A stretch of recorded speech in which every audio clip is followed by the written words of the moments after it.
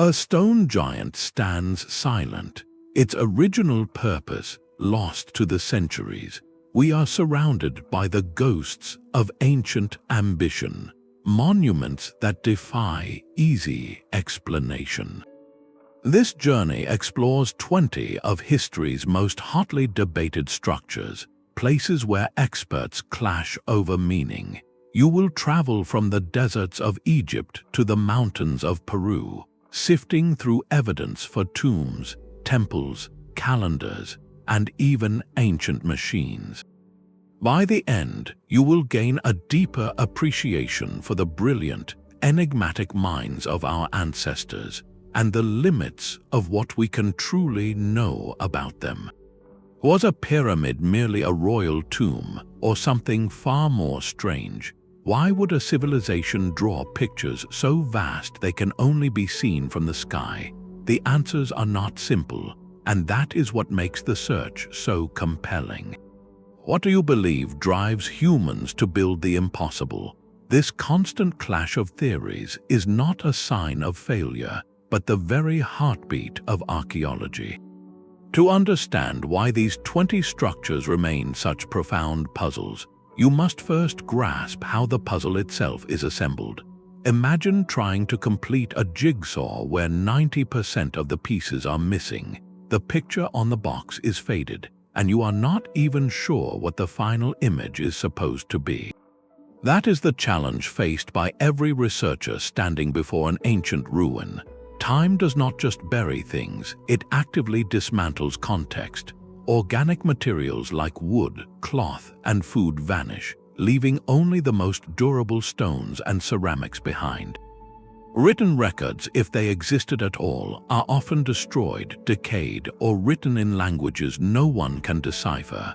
What remains is a silent, fragmentary tableau. To read this fragmented story, archaeologists have developed a sophisticated toolkit. Stratigraphy, the study of soil layers, acts like a timeline in the earth, showing what was built earlier and what came later. Carbon dating can pinpoint the age of organic material, anchoring a site to a specific century. Comparative anthropology looks at how similar cultures solved similar problems, offering possible analogies. Yet, even with this scientific arsenal, interpretation is everything. Two experts can look at the same set of stone tools, the same foundation layout, the same artistic motif, and see two entirely different realities. One might see a ceremonial altar while another sees a practical workshop. One interprets a geometric pattern as a star map, another as purely decorative artistry. This divergence is often fueled by the lens of the observer. Early explorers, filled with the assumptions of their own time and culture, frequently projected those beliefs onto what they found. A complex ruin might immediately be labeled a temple or a palace because those were the monumental forms they understood, potentially overlooking its use as an astronomical observatory, a trading hub, or a communal granary. Our modern perspectives on religion, power, and technology can unconsciously limit our imagination when confronting an ancient mindset that operated on completely different principles. The debate, therefore, is not just about what we find in the ground, but about how we bridge the vast conceptual gap between our world and theirs. With this framework of beautiful, contentious uncertainty in mind, the journey into our first mystery becomes a far richer experience.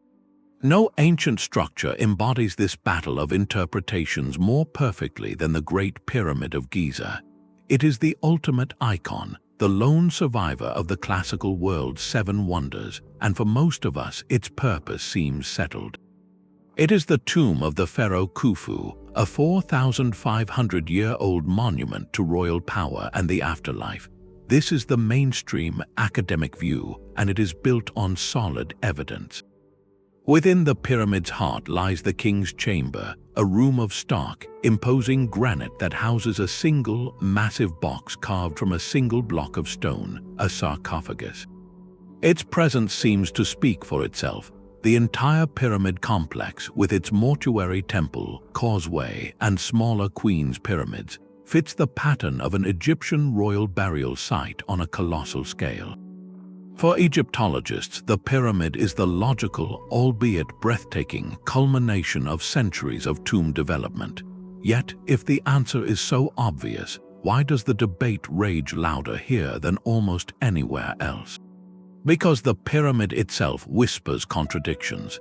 That sarcophagus in the king's chamber was found completely empty, with no lid, and no royal remains were ever discovered within the pyramid. The so-called air shafts, narrow channels leading from the chambers, are precisely aligned with specific stars, but their practical purpose for ventilation is questionable. Then you have the staggering precision of the structure itself. The pyramid is aligned to true north with an accuracy that rivals modern engineering. Its base is nearly a perfect square, and the ratio of its perimeter to its height mirrors the mathematical constant pi. These are not the haphazard marks of a simple tomb builder. They are the signatures of a master geometer, an astronomer, and a physicist. This precision is what fuels the alternative theories, ideas that step outside traditional Egyptology. Some researchers propose the pyramid was a giant energy device, its shape and materials designed to harness and focus the Earth's natural electromagnetic forces. Others see it as a locked vault of ancient knowledge, its dimensions encoding advanced mathematical and astronomical data meant for a future civilization.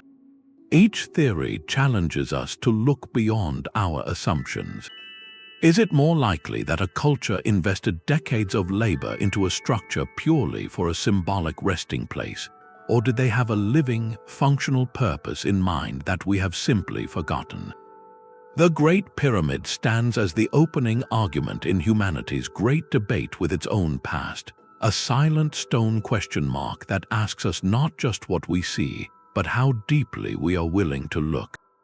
That same question of forgotten purpose echoes across the English countryside. Stonehenge is more than a monument. It is a riddle written in sarsen and bluestone, a circle of giants that has stared at the sky for over 4,000 years. Its iconic silhouette is instantly recognizable, yet its original meaning remains just out of reach, a ghost in the landscape. The most enduring theory paints it as a temple to the sun. The entire structure is meticulously oriented, and at dawn on the summer solstice, the rising sun aligns perfectly to shine through the monument's heart, casting a long beam of light down the central avenue. This is no accident. For an agricultural society, tracking the sun's journey was a matter of survival, marking the seasons for planting and harvest. Stonehenge could have been the ultimate celestial clock, a stone calendar that predicted solstices and perhaps even eclipses, making its priests the keepers of cosmic time. Yet, recent excavations have unearthed a quieter, more somber story from the chalky soil. The ground within and around the circle holds the resting places of many individuals, some cremated, some buried with care. This evidence strongly suggests Stonehenge was for centuries a domain of the ancestors, a sacred cemetery for an elite lineage. Their proximity to the stones implies these individuals were not just buried near something important, they were integral to its purpose. Then there is the mystery of the stones themselves. The smaller blue stones, transported over 150 miles from the Preseli Hills in Wales, were long believed by some to have healing properties, leading to the idea of Stonehenge as a prehistoric sanctuary for the ill. While this theory is more contentious, the sheer effort of their journey speaks volumes. Moving these multi-ton stones without wheels or metal tools was a generational undertaking, a project that would have required unified labor, advanced logistics, and a powerful, shared belief. This is perhaps the greatest clue to Stonehenge's true nature. It likely was not one single thing, but many. It could have been a calendar, a cemetery, and a temple all at once, a place where the cycles of the sun, the veneration of ancestors, and the rituals of the living converged. It was a focal point where community, cosmology, and memory were literally set in stone, a testament to a society sophisticated enough to move mountains to build a bridge between earth and sky. While Stonehenge invites you to walk within its circle, some ancient messages demand a view from the heavens. Far to the south, etched into the stark, sun-baked plains of Peru, lies a gallery so vast it defies earthly perspective. The Nazca Lines are not built upward but drawn outward, colossal geoglyphs of spiders, hummingbirds, monkeys, and perfect geometric shapes carved into the desert floor. To stand beside them is to see only shallow grooves in the rust-colored gravel, but from the air, the full images snap into breathtaking focus, some stretching over 600 feet long. This single, undeniable fact that they are best appreciated from above is the core of the mystery that has swirled around them for decades. Why would a people, over 1,500 years ago, create magnificent art they could never truly see? One woman spent most of her life trying to answer that question. Maria Reich, a German mathematician, became so captivated by the lines that she dedicated half a century to their study, living in a small house near the desert to protect and measure them. Her meticulous work led to a compelling theory. She believed the lines were a giant astronomical calendar, with specific shapes and pathways aligning with the rising and setting points of the sun, moon, and important stars.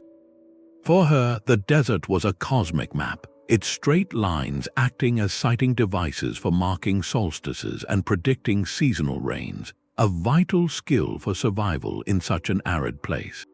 Her theory gave the lines a profound, practical purpose rooted in careful observation of the sky.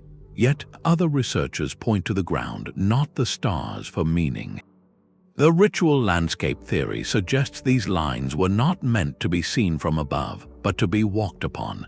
In this view, the geoglyphs were sacred pathways, part of a vast ceremonial complex where people performed processions to plead with deities for the most precious resource in the desert, water. The shapes of animals like the hummingbird or the monkey may have been spirit beings or clan symbols, and walking their outlines was a way to connect with their power to bring fertility to the land. This idea transforms the lines from a static calendar into a dynamic stage for community ritual, where the act of movement itself was the prayer. Then, of course, there is the most sensational hypothesis, the one that captures the popular imagination, the idea that these lines were landing strips or signals for visitors from other worlds. While this theory is overwhelmingly dismissed by archaeologists due to a complete lack of any supporting evidence, its stubborn persistence is itself a clue. It speaks to our own modern awe when confronted by ancient achievements that seem to surpass the technology of their time. When we cannot easily explain how or why something was done, there is a human tendency to look beyond our world for answers. The Nazca Lines, in their silent, monumental grandeur, challenge us to expand our understanding of ancient ingenuity, not to resort to extraterrestrial intervention.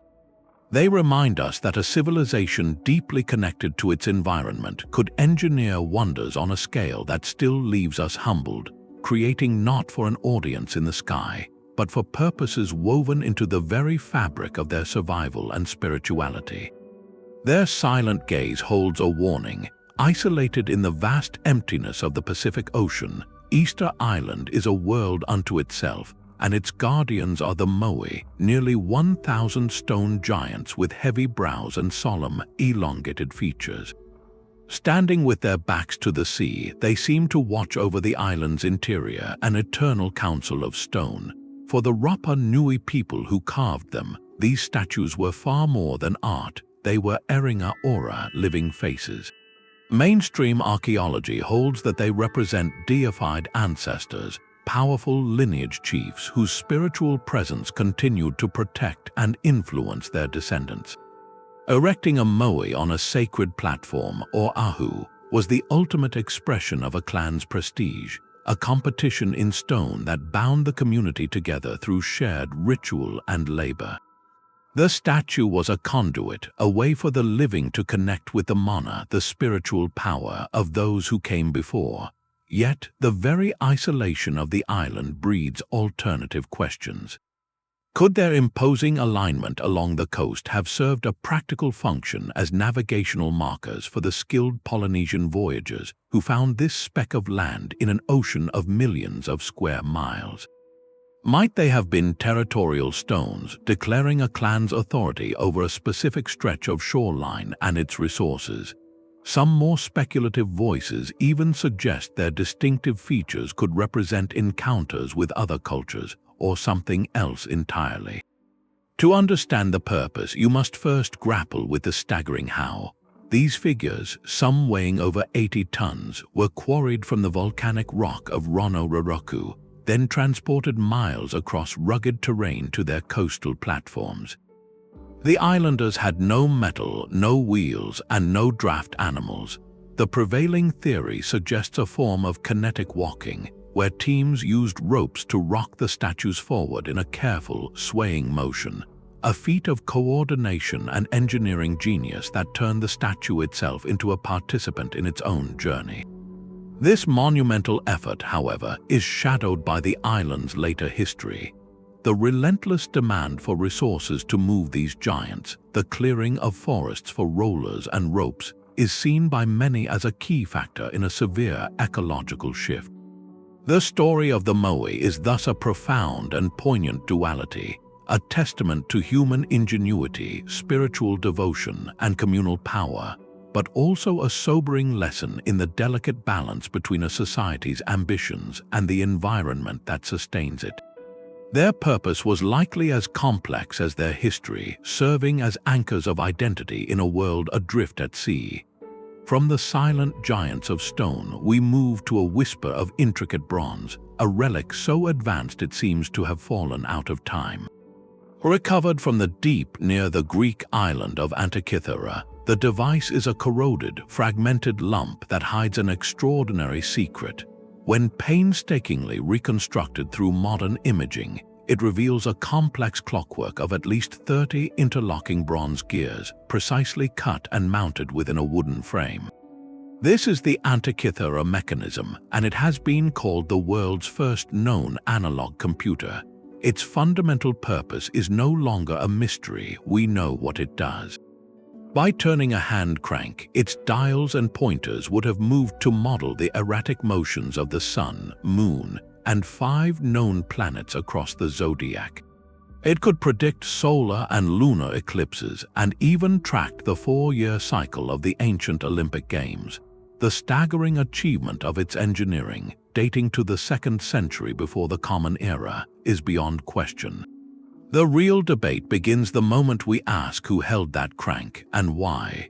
Who in the ancient world needed such a precise, portable model of the cosmos?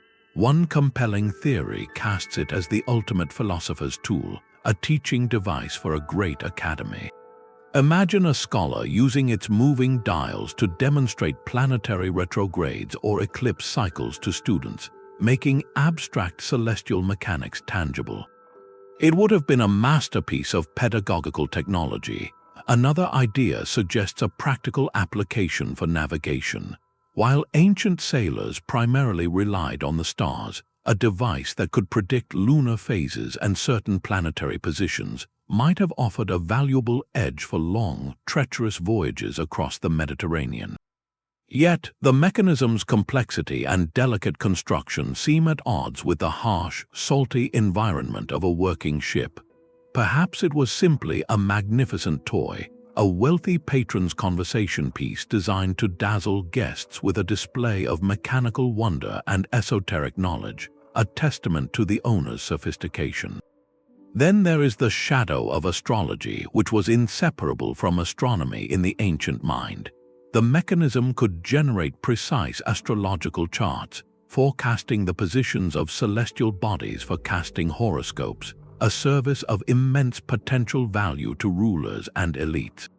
This single device, therefore, becomes a mirror reflecting many facets of the Hellenistic world, a society capable of breathtaking mechanical genius. Its deepest mystery is not its function but its isolation. Nothing of comparable mechanical complexity appears again in the historical record for over 1,000 years. Its existence forces us to radically reconsider the technological ceiling of that era, suggesting a lineage of lost knowledge, of workshops and ideas that vanished with the ship that carried it.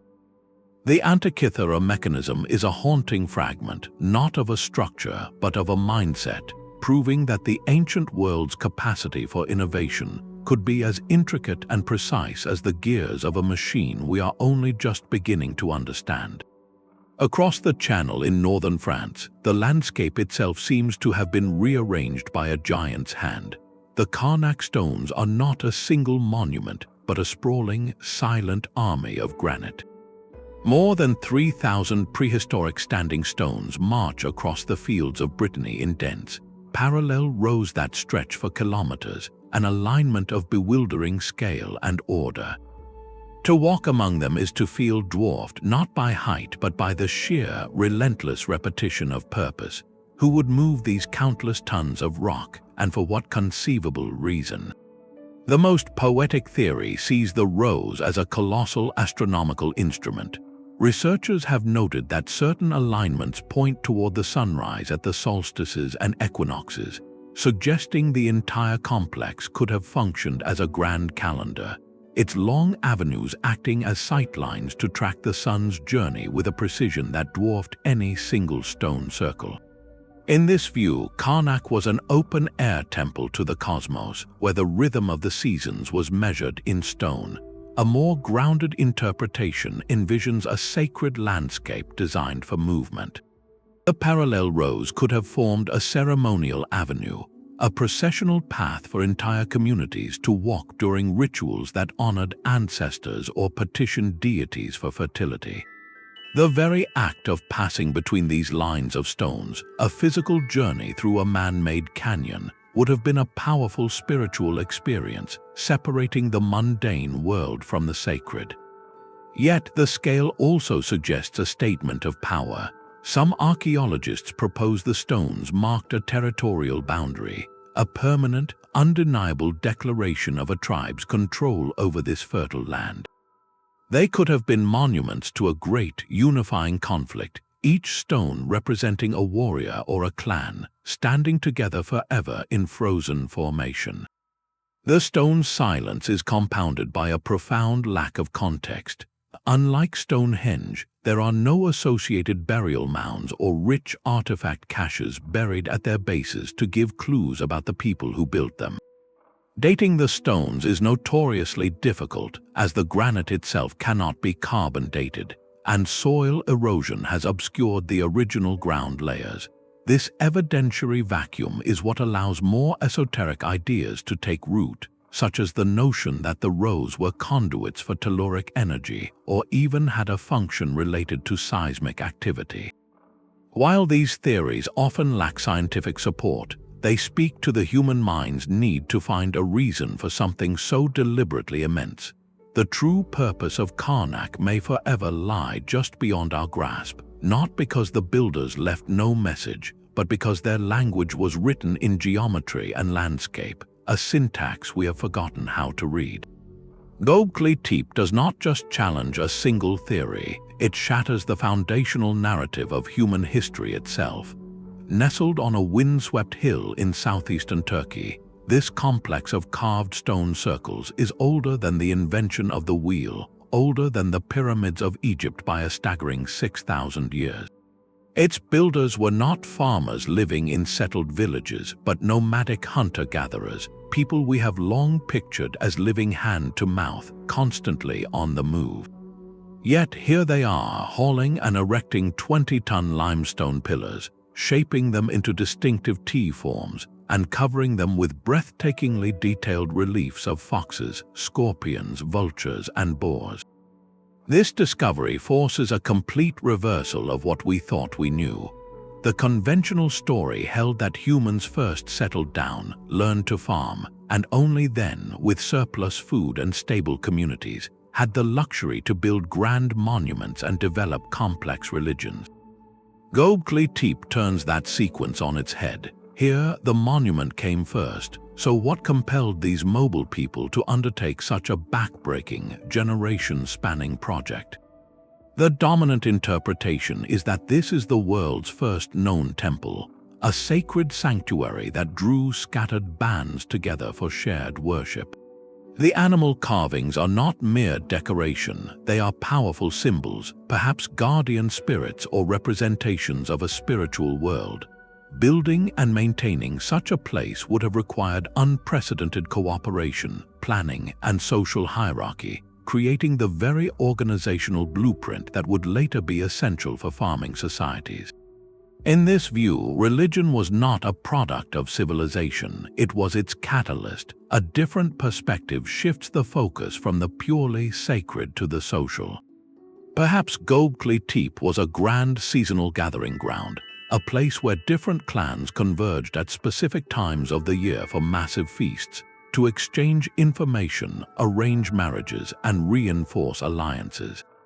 The elaborate pillars, each possibly representing a different group with its own totemic animal, would have been a way to stake a symbolic claim within the circle, a statement of identity and belonging. The act of communal hunting and feasting on the animals depicted could have been the central ritual binding the community together.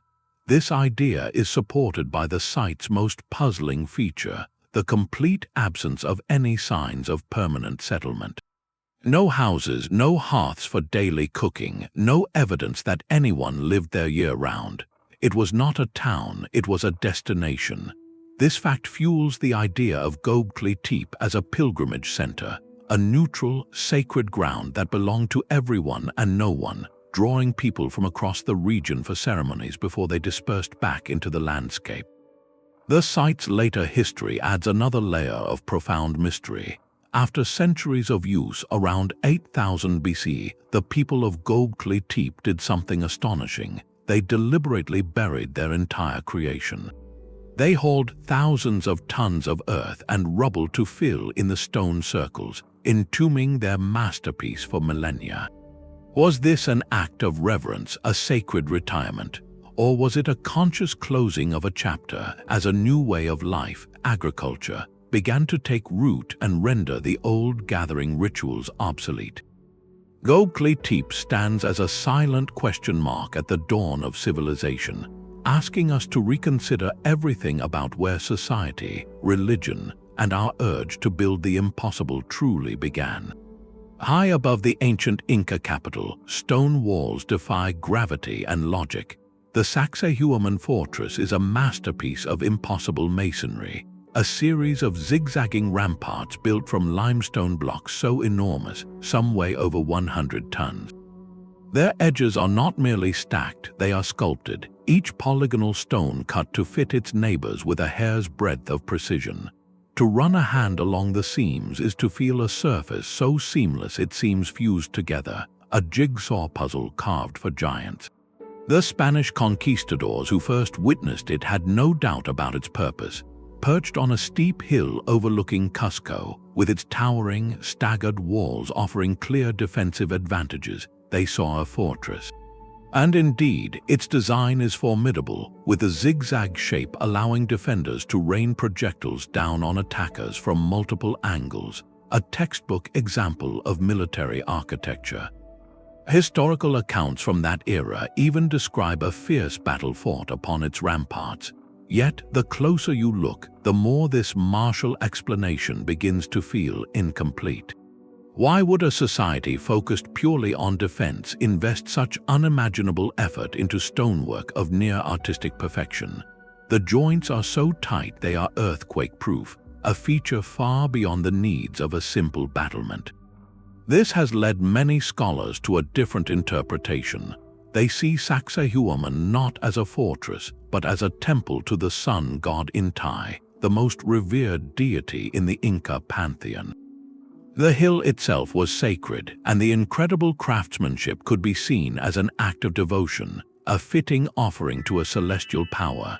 The zigzagging walls, in this view, might represent the lightning bolt, a sacred symbol of Illapa, the weather god, or perhaps the teeth of the puma, whose outline the city of Cusco was said to form. Some researchers point to specific alignments within the walls, suggesting they functioned as an astronomical observatory, marking solstices and tracking the movements of the sun across the sacred valley below. So which is it, a weapon of war or a house of worship? The Inca worldview suggests we are asking the wrong question. For them, these concepts were not opposites but inseparable halves of a whole. Their philosophy was guided by the principle of Yanantin, the idea that the universe is ordered by complementary dualities like male and female, earth and sky, or in this case, the sacred and the secular.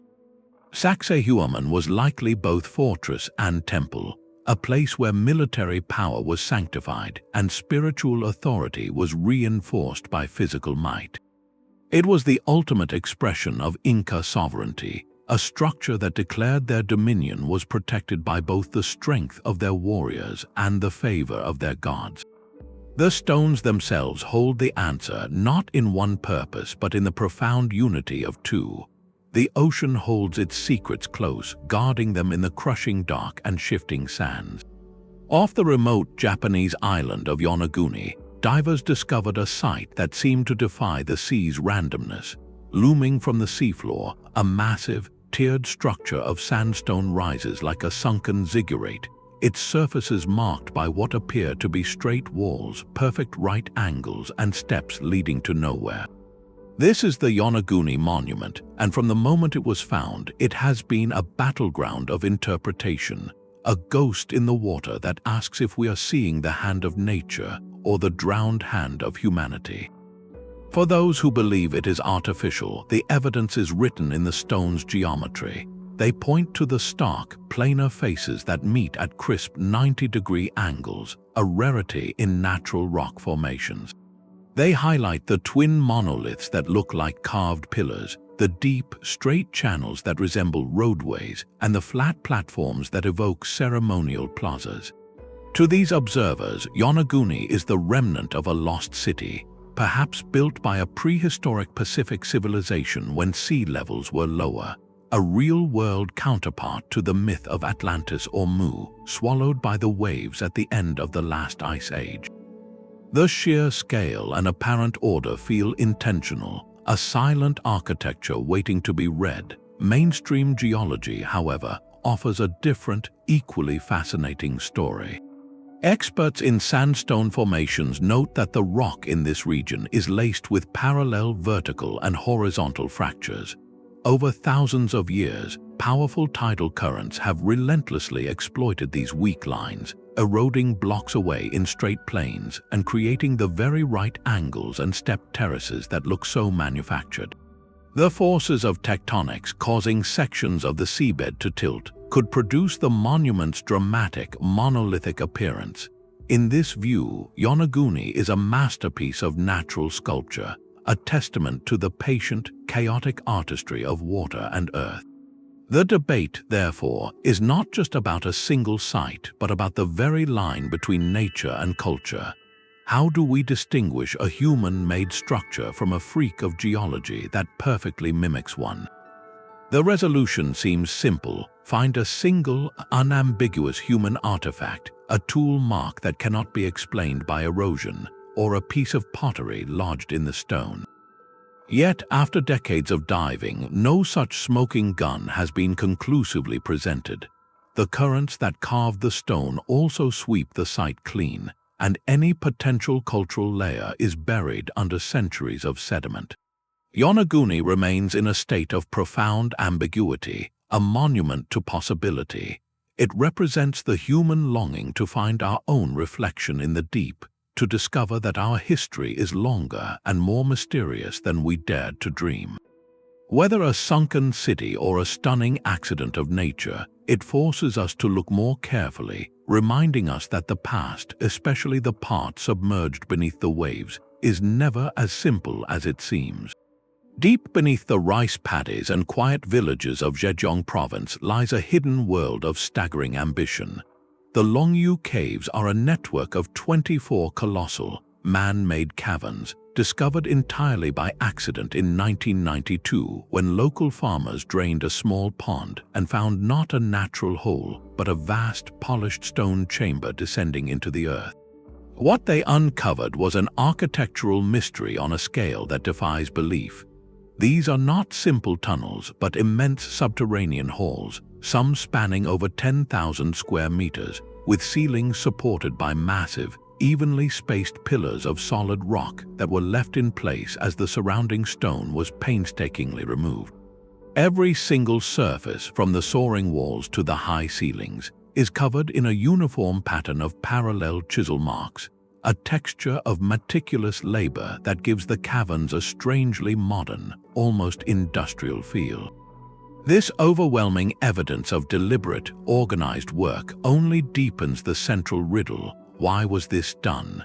What purpose could justify excavating over 1 million cubic meters of stone by hand from the local sandstone? The most logical guess is a quarry. Perhaps the stone was needed for a massive building project, maybe a nearby city or a great wall. Yet this theory quickly crumbles under scrutiny. If these were quarries, why carve out such vast, beautiful, and structurally sound rooms instead of simply hacking out blocks? Why decorate every inch with such consistent tooling? And most puzzling of all, where did all that removed stone go? There is no corresponding mountain of rubble anywhere in the region, no trace of the excavated material in local construction. The caves seem to have consumed their own debris. This leads to other possibilities. Could they have been secret imperial storehouses designed to hold grain or treasure in a time of conflict? Their hidden, underground nature would provide security and stable temperatures. Or were they sacred spaces, ceremonial complexes meant for rituals hidden from the sun, their echoing chambers designed to amplify chants or create an atmosphere of awe? The lack of any artifacts, inscriptions, or even soot from torches on the walls offers no clues. They are utterly, hauntingly empty. This profound silence from history itself is perhaps the greatest mystery. Not a single document, map, or folk legend from any dynasty mentions the construction of these caves. For a project that would have required thousands of workers laboring for generations, this is an impossible oversight. It suggests a purpose so urgent, so secret, or perhaps so ordinary to its time that no one thought to record it.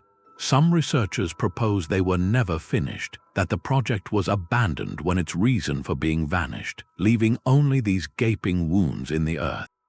The Longyou Caves stand as a humbling lesson in the fragility of human memory. They are a monument to a collective endeavor of immense scale, a testament to planning, engineering, and sheer will. Yet all that remains is the hollowed-out space, a perfect imprint of a purpose that has evaporated from the world, leaving us to wander the empty halls and wonder what great need once filled them. A monument does not need to be ancient to become a profound and unsettling mystery. In 1980, a set of stark, gray granite slabs appeared in a field in Elbert County, Georgia.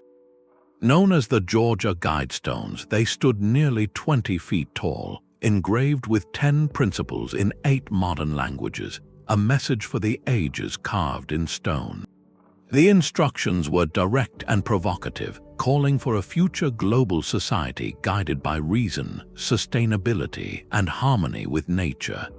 They advocated for a world population kept below 500 million, for the careful stewardship of reproduction, and for the resolution of disputes through a world court. The creators identified themselves only as a small group of Americans who wished to remain anonymous, operating under the pseudonym R.C. Christian. They stated the monument was to serve as a compass for a future civilization, perhaps one rebuilding after a great hardship. On its surface, this could be read as a secular, humanist manifesto, a set of aspirational guidelines for a more peaceful and balanced world. Yet, from the moment the stones were unveiled, they were never seen through a single lens.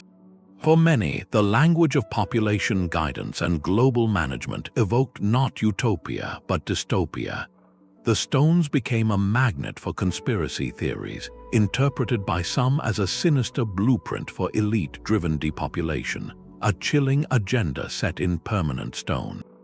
Others dismissed the entire project as an elaborate, expensive hoax, a piece of conceptual art designed to provoke and confuse. The monument's physical permanence made its ambiguous message all the more potent, a Rorschach test in granite where people saw their deepest hopes or their darkest fears reflected back at them. This intense polarization turned the Guidestones into a modern-day ideological battleground, a focus for protests and vandalism until they were completely demolished in 2022. Their story, from mysterious erection to violent destruction, is a powerful reminder that our interpretation of a monument's purpose is never neutral. It is filtered through the anxieties, beliefs, and conflicts of our own time. The Georgia Guidestones prove that the human need to build meaning into stone, and the subsequent struggle to decipher that meaning, is not a relic of the distant past, but a drama that continues to unfold around us. Sometimes the greatest defense is not a wall, but a descent. Carved into the soft volcanic rock of Cappadocia, the Derinkuyu underground city is a world turned inside out, a labyrinth of tunnels, staircases, and chambers that plunges 18 levels deep into the earth. This is not a simple cave network, but a fully realized city in reverse, complete with living quarters, stables, wine presses, communal kitchens, and even a school. Its scale is almost incomprehensible, capable of sheltering up to 20,000 people, along with their livestock and supplies, for months at a time. The sheer engineering genius on display is undeniable, with a 55-meter-deep ventilation shaft providing fresh air to even the lowest levels, and a massive, rolling stone door that could seal the entire complex from the inside. Its purpose as a refuge is obvious, but this very clarity only opens a deeper historical mystery. Refuge from what, and for whom? The most popular narrative ties Derinkuyu to the early centuries of the Common Era, suggesting it was a secret sanctuary for Christian communities fleeing Roman persecution. Cappadocia was an important center for early Christian thought, and the hidden chapels and symbolic crosses found within the complex lend powerful support to this idea. In this view, the city was a place of faith under siege, where entire congregations could vanish from the surface world to practice their beliefs in safety. Yet, archaeological evidence suggests the city's origins are far older, possibly begun by the Phrygians around the 8th century before the Common Era, long before Christianity existed. This pushes the timeline into a broader context of regional turmoil.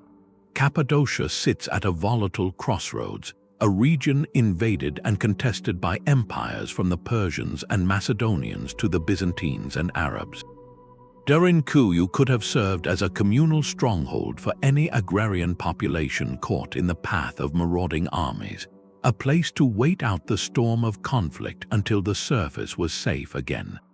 The sophisticated, long-term amenities, however, hint at something beyond sporadic emergency use. The carefully engineered water wells, extensive storage rooms, and designated spaces for livestock suggest a community prepared for prolonged isolation, perhaps even seasonal habitation to escape the extreme heat of summer or the bitter cold of winter on the plateau above. This raises a profound question about the human spirit. Did the builders see this underground world as a temporary bolt hole or as a true alternative home? The psychological weight of choosing such a claustrophobic existence is immense. To live by the dim light of oil lamps far from the sun and open sky represents a monumental trade-off, exchanging the comforts of the surface for the ultimate guarantee of security. The debate over Derinkuyu, therefore, is not just about dating pottery layers or interpreting historical texts. It is about understanding the calculus of survival. What level of threat makes a society decide to move its life entirely underground? The answer is likely a combination of all these factors, a masterpiece of civil defense expanded and adapted by every generation that faced hardship, a testament to the enduring human instinct to dig in, to huddle together, and to endure whatever storms rage on the surface. Scattered across the highlands of Laos lies a landscape of quiet giants. The Plain of Jaws is exactly that, a series of grassy plateaus where thousands of massive stone vessels, some taller than a person and weighing many tons, sit in mysterious clusters. Carved from sandstone and granite, their shapes vary from cylindrical to bulbous, many with a distinct lip around the rim, as if waiting for a lid that was never found. They are old, perhaps 2,000 years, yet the people who made them left no written record, no city ruins nearby, only these silent stone sentinels gazing over the hills. The most widely accepted theory connects them to the universal human need to honor those who have passed. Archaeologists note that a small number of jars have been found with human bone fragments and burial goods inside, leading to the interpretation that they were funerary urns. In one practice, bodies may have been placed inside for a form of excarnation, where the elements would prepare the remains. In another, the jars could have held cremated ashes, serving as monumental resting places for important individuals or entire families. The jars, in this view, are not containers for the living but for memory, transforming the entire plain into a vast and sacred memorial ground. Yet, this solemn explanation is complicated by a puzzling absence. At the majority of jar sites, no human remains have been discovered at all. This silence in the soil opens the door to other possibilities, ones that speak of community and celebration rather than solely of loss. Could these enormous vessels have had a living purpose? Some researchers suggest they were used for fermenting or storing large quantities of rice, wine, or food, perhaps for vast ceremonial feasts that brought scattered villages together.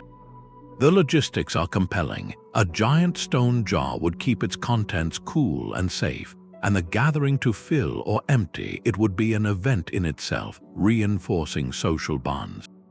This idea paints the plain not as a cemetery, but as a periodic festival ground where the jars were central to rituals of renewal and connection. The truth may weave both threads together. In many ancient cultures, the rituals for the dead and the celebrations for the living were deeply intertwined. A jar that held the remains of an ancestor during one season could later be cleansed and used to brew a ceremonial drink for a festival honoring that same ancestor, blurring the line between memorial and monument. The jar's purpose might be this very duality, serving the community in both grief and gratitude. Unraveling this mystery, however, is a task fraught with modern peril. The region was heavily bombed during the Vietnam War, and millions of pieces of unexploded ordnance still litter the earth around and even beneath the jars. This tragic legacy has made large-scale archaeological excavation incredibly dangerous and slow, leaving countless questions literally buried in unstable ground. The jars now sit in a landscape bearing scars from two different eras of human activity, one of enigmatic creation and one of devastating conflict. Their continued silence is therefore a profound reminder of how the traumas of the recent past can lock away the secrets of the ancient past. Each cautious step by clearance teams is a step toward understanding, a slow and careful recovery of a story that has waited millennia to be told, now guarded by the hazardous remnants of a much more recent chapter of hardship. Stone can be a canvas for prejudice as much as for genius.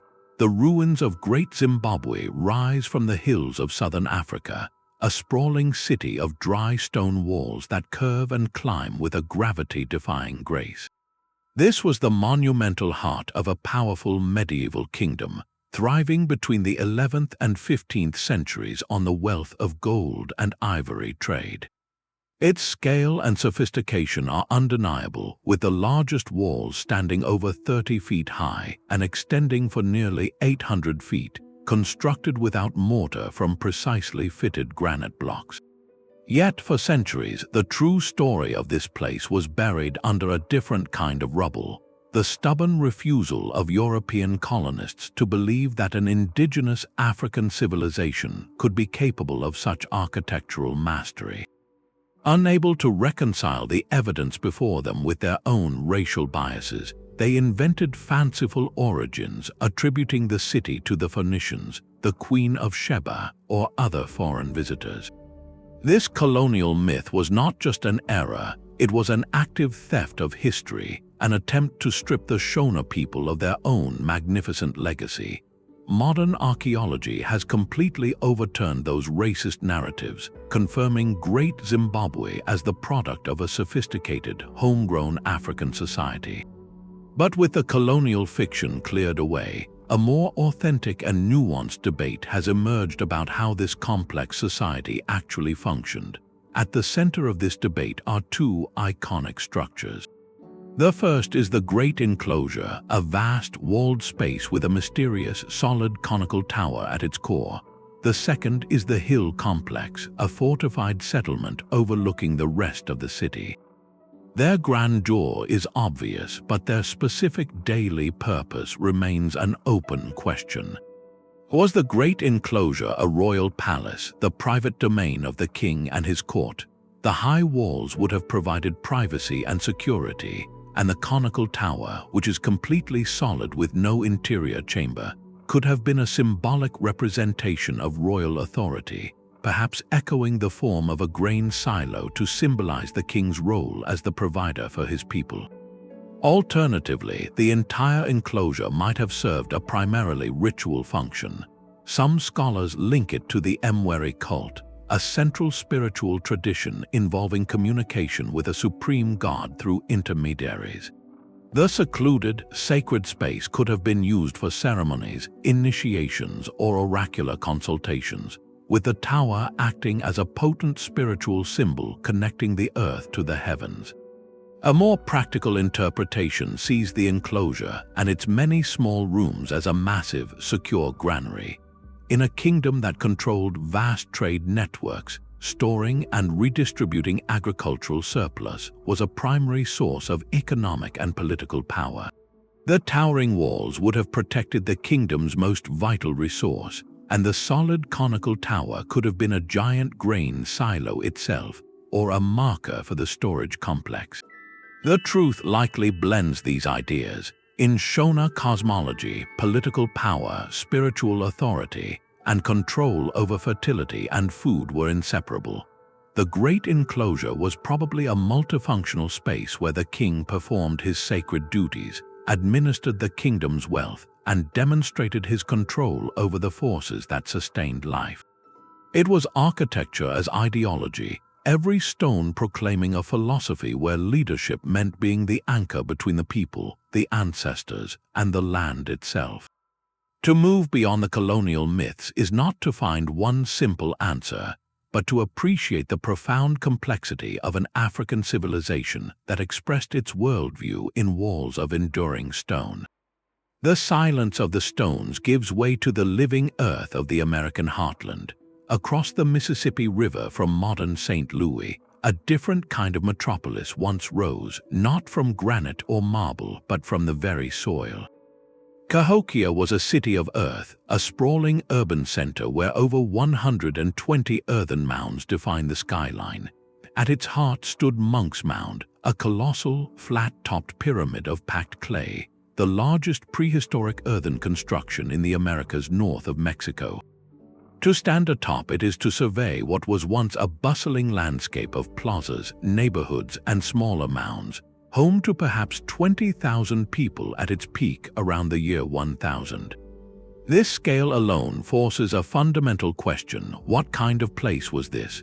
Was Cahokia a densely populated, stratified urban hub, a true city with all the complex social and economic machinery that implies, or was it primarily a grand ceremonial center, a pilgrimage site that swelled with people for seasonal rituals? The evidence pulls in both directions. The sheer footprint of the settlement, with its distinct residential zones, workshops for crafting shell beads and fine pottery, and evidence of long-distance trade, paints a picture of a permanent, thriving metropolis. This suggests a society with a powerful ruling class, skilled artisans and laborers, a proto-state with Cahokia as its capital. Yet, the monumental architecture tells a more spiritual story. The mounds themselves were not burial barrows for the most part, but elevated platforms for temples and the homes of the elite, physically lifting the sacred and the powerful closer to the sun. The discovery of several woodhenges, large circles of upright timber posts, reveals a society deeply attuned to the cosmos. These posts acted as a sophisticated calendar, marking the equinoxes and solstices to schedule planting, harvest, and undoubtedly major ceremonies. This celestial connection hints that Cahokia's ultimate power may have flowed less from military might and more from cosmological authority, from leaders who could predict the turning of the heavens and orchestrate the rituals that ensured the community's harmony with the natural world. So, was it a city or a temple complex? The debate is really about how we classify a society that does not fit our modern categories. The Mississippian culture of Cahokia might represent something uniquely structured, a chiefdom where political power was inseparable from spiritual duty, and where the economy was fueled as much by faith and festival as by agriculture and trade. The mounds were the physical expression of this worldview, connecting the earthly realm to the celestial one. Their purpose was likely all-encompassing, making Cahokia a place where daily life, grand ceremony, and cosmic order were woven into the same fabric of earth and sky. The sarcophagus lid of Pacal the Great is a masterpiece of Maya art carved from a single slab of limestone, a dense and intricate tapestry of symbols that has become one of archaeology's most famous Rorschach tests. Deep within the temple of the inscriptions at Palenque, this lid sealed the resting place of a revered 7th century king, and its central image is undeniable. Pacal is shown in a dynamic, reclining position, surrounded by a profusion of sacred imagery, the cosmic serpent, celestial birds, and the branches of a great tree. For epigraphers and scholars of Maya mythology, this scene is a direct illustration of a profound spiritual journey. The king is depicted at the moment of his passing, descending along the trunk of the world tree, which connects the 9 layers of the underworld to the 13 layers of the heavens. He is not falling into oblivion, but transitioning, destined to be reborn as a divine ancestor who would ascend to join the celestial gods. This interpretation is firmly rooted in decades of deciphering Maya glyphs and understanding their complex cosmology, where death was not an end but a transformative passage within a sacred cycle. The imagery on the lid is a prayer in stone, affirming Pacal's rightful place in the eternal order. Yet to a modern eye untrained in those symbols, the composition can appear startlingly different. The central figure, framed by what looks like a complex mechanical structure with flames and exhaust at its base, has been controversially reinterpreted by some as an ancient astronaut. In this speculative view, Pacal is not a king descending to the underworld, but an operator at the controls of a sophisticated vehicle, perhaps a rocket ship, with his hand on a control panel and his foot on a pedal. This theory seizes on the visual similarity to modern technology, stripping the iconography from its cultural and religious context to propose a narrative of advanced ancient machinery or even extraterrestrial contact. The debate, therefore, is a stark lesson in the power of perspective. One reading is an act of cultural translation, using the language of the Maya themselves, gleaned from their own writings and related art to understand their beliefs. The other is an act of cultural projection, imposing the visual vocabulary of the 20th century space age onto an ancient artistic tradition. The enduring fascination with the ancient astronaut interpretation speaks less to the lid's hidden truth and more to a recurring human tendency. When faced with the magnificent and the unfamiliar, there is a compelling allure to explanations that bridge the gap with imagery we recognize from our own technological pinnacle. The Temple of the Inscriptions, however, asks us to do the harder, more rewarding work. It asks us to step into the Maya worldview, to see not a rocket, but a sacred tree, not a control panel, but symbols of solar power, not an astronaut, but a king embarking on the most important voyage his culture could envision, a journey through the cosmos of their beliefs. High on the Bolivian Altiplano, where the air is thin and the horizon stretches to infinity, another network of lines whispers a forgotten story. The Sajama Lines are the Nazca's lesser-known cousin, but in terms of sheer ambition, they may be the greater mystery. Thousands upon thousands of perfectly straight paths are etched into the dry, golden grass of the high plains, a web of linear clarity that from ground level looks like faint trails, but from above reveals a staggering geometric design covering an area larger than the entire country of Lebanon. This is not a collection of animal figures, but a relentless insistence on the straight line, creating a landscape transformed into a vast, purposeful diagram. Who drew this, and what could possibly justify marking the Earth on such an incomprehensible scale? The most compelling clue rises in the distance, the snow-capped peak of Mount Sajama, a dormant volcano and a sacred Apu, or mountain spirit, to the local Aymara people. One leading theory sees these lines as pilgrimage routes, physical pathways leading devotees from outlying communities toward this spiritual beacon. Walking these straight lines would have been a form of devotion in itself, a direct, unwavering approach to the sacred, turning the entire plain into a ceremonial landscape. Yet, with thousands of lines running in all directions, not all point directly to the mountain, suggesting a more complex social function.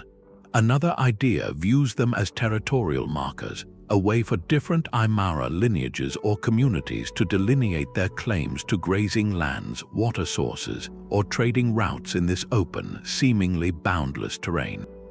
The lines would have served as permanent, mutually understood borders, their straightness eliminating ambiguity and preventing conflict.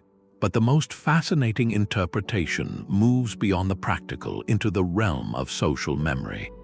Some anthropologists propose these lines were walked, not just to get somewhere, but to remember something.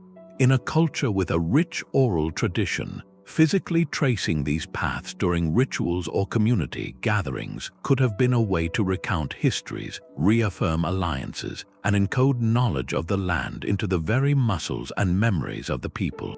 Each line might represent a story, a treaty, or a lineage, its permanence on the earth mirroring the permanence of the community's identity. Then there is the astronomical possibility. Could these alignments, like so many ancient monuments, point to celestial events, solstices, or the rising of specific stars, creating a gargantuan calendar under the vast Altiplano sky? The logistical reality is as stunning as the theories. Creating this network required a society capable of extraordinary organization and shared purpose.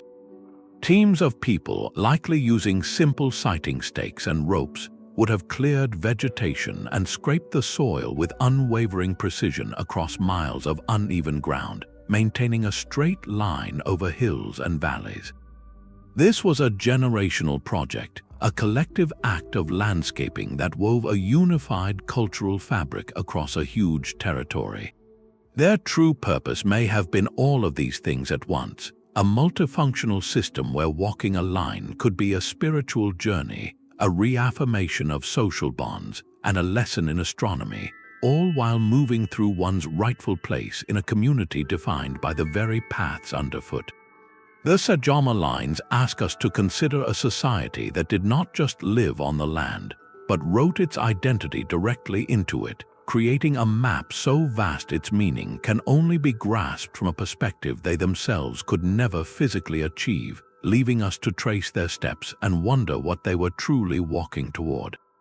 The search for a sunken kingdom pulls us from the high plains to the coastal waters of Western India.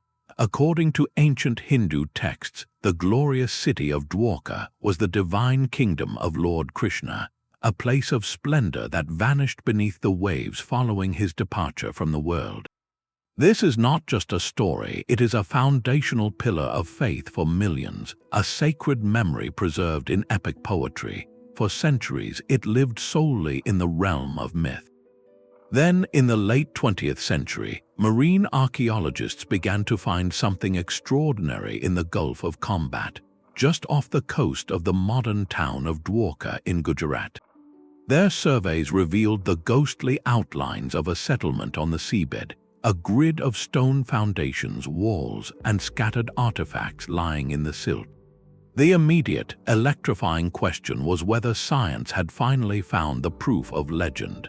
Could these submerged stones be the physical remains of Krishna's celestial city? For those who hold the scriptures as historical record, the discovery feels like a profound validation, a tangible link between a deeply spiritual narrative and the material world. It suggests the epic Mahabharata is not merely allegory but a chronicle of a lost golden age. The potential implications are monumental, bridging a gap between faith and archaeology. Yet, scientific inquiry demands a more measured analysis. Skeptical archaeologists propose a different, though still fascinating, origin story. They point out that the coast of Gujarat has been a center of maritime trade for millennia. The structures on the seafloor, they argue, are far more likely the ruins of a major historical port city, perhaps dating to the Harappan civilization or a later classical period that gradually succumbed to rising sea levels or a seismic event. In this view, the real city did not vanish in a single cataclysmic moment as described in the myth, but eroded over time, its memory later woven into the grander tapestry of the Krishna legend. The city on the seafloor, then, would be the historical seed from which the magnificent mythological flower grew. This debate is intensely charged because it operates at the volatile intersection of belief and evidence. Geological studies examining sea level changes and sediment cores have suggested a possible submergence event around 1500 BCE, a date that intriguingly overlaps with the traditional timeline for Krishna's story. Yet, dating stone structures underwater with precision is notoriously difficult, and the evidence remains open to interpretation.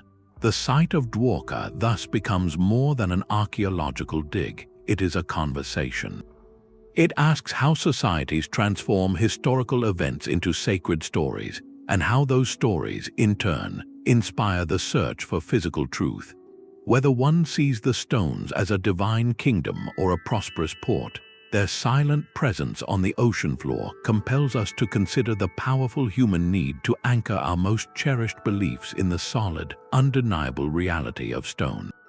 5,000 years before the Antikythera Mechanism, a different kind of machine tracked the sun.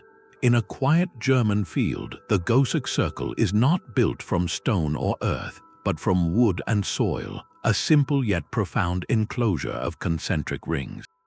Discovered from aerial surveys, its pattern emerged from the wheat fields, a ghostly imprint of post holes and ditches forming 3 precise circles with gates opening to specific points on the horizon.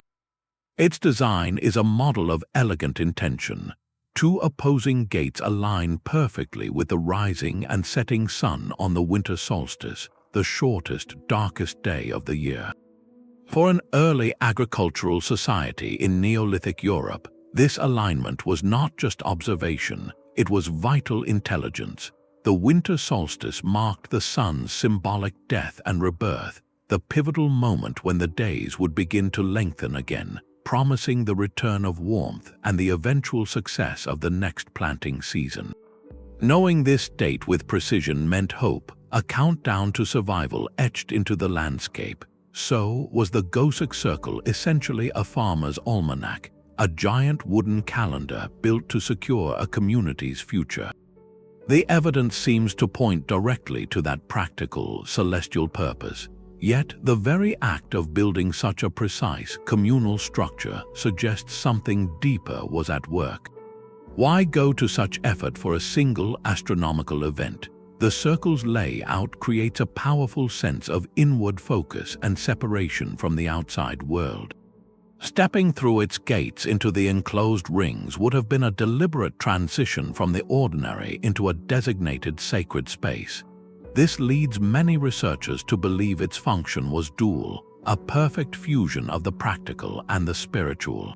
It was likely both observatory and temple. Imagine the community gathering within the wooden rings on the dawn of the solstice. As the sun's first rays pierced through the southeastern gate, flooding the central space with light, it would have been a dramatic, communal experience.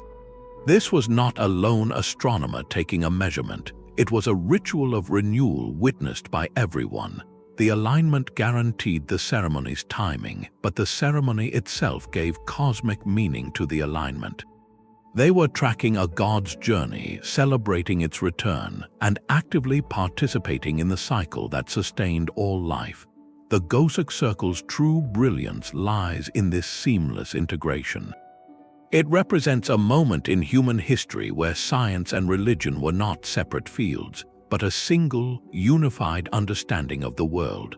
To know the sun's path was to understand the divine order, and to mark that path with a monument was to affirm the community's place within that order. Its simplicity is its most profound clue, showing us that our earliest cosmic inquiries were not abstract, but intimately woven into the very fabric of sowing, harvesting, and the shared hope for another year. Romance can move mountains, or in this case, over 1,000 tons of coral rock. In the humid Florida landscape of the early 20th century, a slight, quiet man named Edward Leedskalnin began a solitary quest.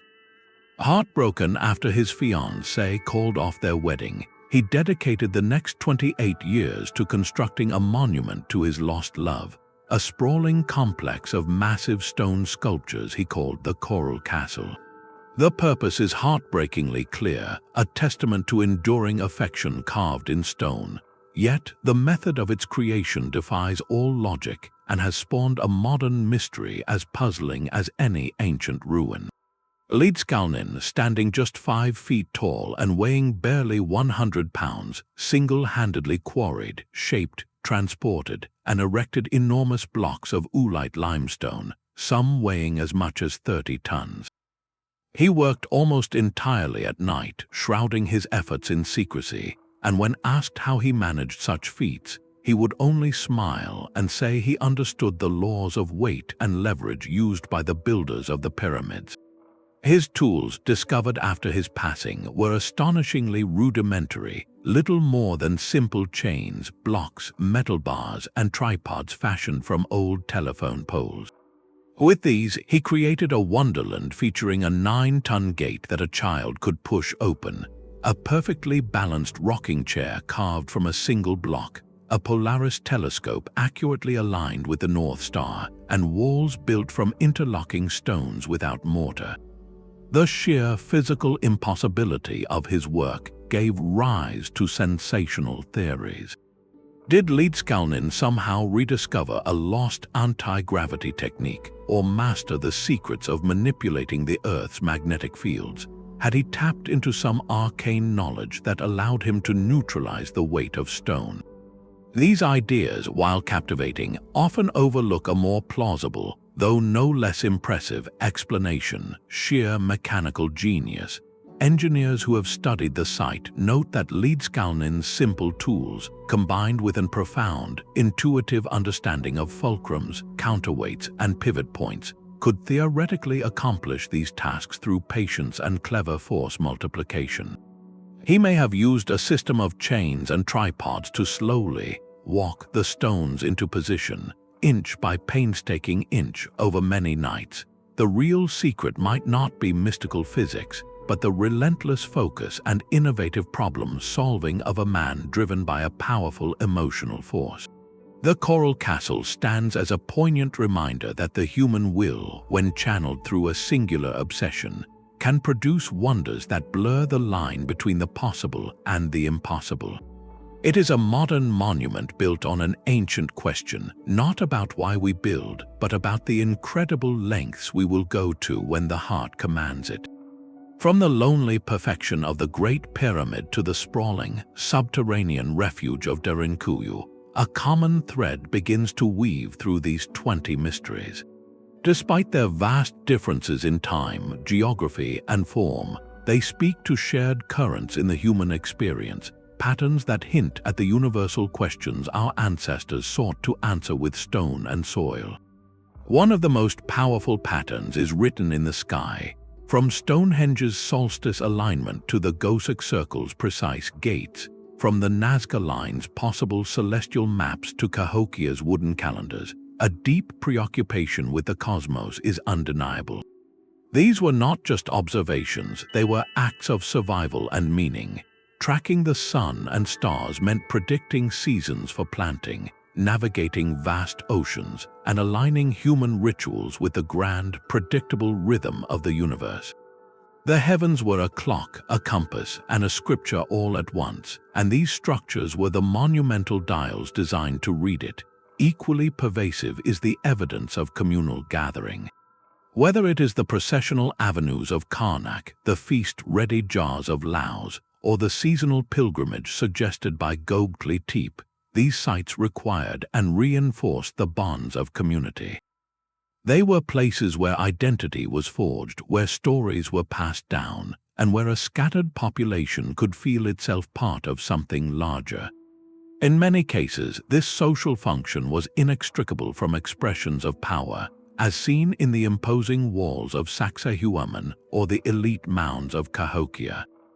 Monumental building was a tool of social engineering, consolidating authority, demanding collective labor, and creating a permanent, undeniable symbol of a leader's or a god's mandate. This leads to the most illuminating pattern of all, the recurring duality of purpose. Time and again, we find that the search for a single, neat label fails us. Was Sacsayhuamán a fortress or a temple? The Inca answer was both. Was the Great Pyramid a tomb or an astronomical device? Evidence points to layers of meaning. Were the Moai territorial markers or ancestral vessels? They were likely spiritual anchors that also defined political space. This persistent blurring of categories is perhaps the greatest clue to the ancient mindset. It suggests that our ancestors did not draw hard lines between the practical and the sacred, the scientific and the spiritual, the military and the divine. A structure could be a defensive stronghold, a house of worship, and an astronomical observatory simultaneously, because in their worldview, these aspects of life were not separate compartments, but interconnected strands of a single, holistic reality. The debates surrounding these places persist precisely because a simple, modern answer rarely fits a complex, ancient intention. We are trying to translate a complete language of stone, sky, and society using a vocabulary that has lost many of its most profound words. These monuments were not built for one reason, but for many intertwined reasons, each layer of purpose reflecting the rich, integrated worldview of the people who created them. Their enduring mystery, therefore, is not a puzzle to be solved so much as an invitation to expand our understanding, to see the world for a moment through eyes that saw no division between the earth and the stars, between the community and the cosmos, between a stone and a prayer. This conversation with the past never truly ends. Our journey through these 20 debated structures reveals that history is not a closed book, but an ongoing, vital dialogue, a discussion where each generation brings new questions to the same ancient stones. From the cosmic ambition of the pyramids to the solitary heartbreak of Coral Castle, these monuments do more than defy time. They actively challenge our modern assumptions about progress, purpose, and human capability. They force us to confront the brilliant, sometimes alien, logic of our ancestors, belief systems where the practical and the spiritual were woven into a single, coherent worldview. The very fact that these debates rage so passionately is not a failure of archaeology, but its greatest success. It means we are still looking, still probing, still unwilling to accept a simple answer when the evidence whispers of deeper complexity. Each competing theory, from the celestial to the ceremonial, pushes researchers to re-examine the soil, recalculate the alignments, and reconsider long-held narratives. This intellectual friction is the engine of discovery, ensuring that our understanding of the past remains dynamic and alive. Perhaps, then, the ultimate purpose of these ancient wonders is not to surrender a single, definitive secret, but to perpetually ignite our curiosity. They exist to keep us questioning, to keep us exploring, and to forever inspire a sense of awe at the boundless ingenuity of the human spirit. These silent stones ask us to marvel not just at what was built, but at the profound depths of thought and belief that motivated such impossible creations. So we turn the question to you. After this journey, which mystery resonated most deeply? Was it the societal revolution of Göbekli Tepe, the mechanical genius of the Antikythera device, or the solemn, silent watch of the Moai? Share your thoughts and your own theories in the comments below. If you enjoyed this deep dive into history's greatest puzzles, be sure to subscribe for more journeys into the unknown, where the past is always waiting to tell us a new story.